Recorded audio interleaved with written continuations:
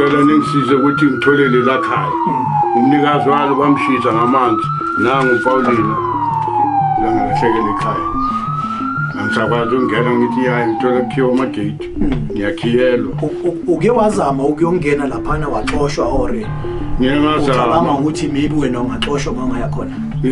Ngiyengazama ngakhuluma nawo makhosi. Sazwana athi ngifuna ukwenza umsebenzi ekhaya ngitela umdedele. Ngizokwenza usengekhathi ethize. Wajamba yena wayaphambili wayemaphoyiseni. Wayengireport. Ngamangala sengithola incwadi. Ukuthi ngiyafuna ngelanga elithize khona. Mangiyikhotho. Wathi ngingasasondeli ngekhaya manje umanje wathi ngisondele.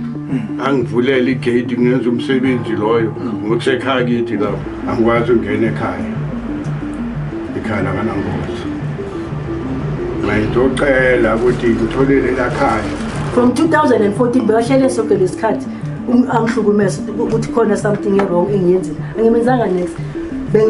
Besikhulumisana sizwana ngizanga next. Kona nje ukushona lo baba wamoshakala izinto. Yena kumele agadele awubani abantu kumele babenefite yingane zabo izukulu nani kumele kube huye okhona ukuthi asayinele izinto. Mama uqeda ukushona manje. Mama uqeda ukushona manje utshela abantu ukuthi hayi ngizamlungisa umama kushonile. Ayikho into angayikhulumi ngami. Yonke indawo uhamba khuluma ngami. Angifuni leso. Ayikho into engizokhuluma nayo.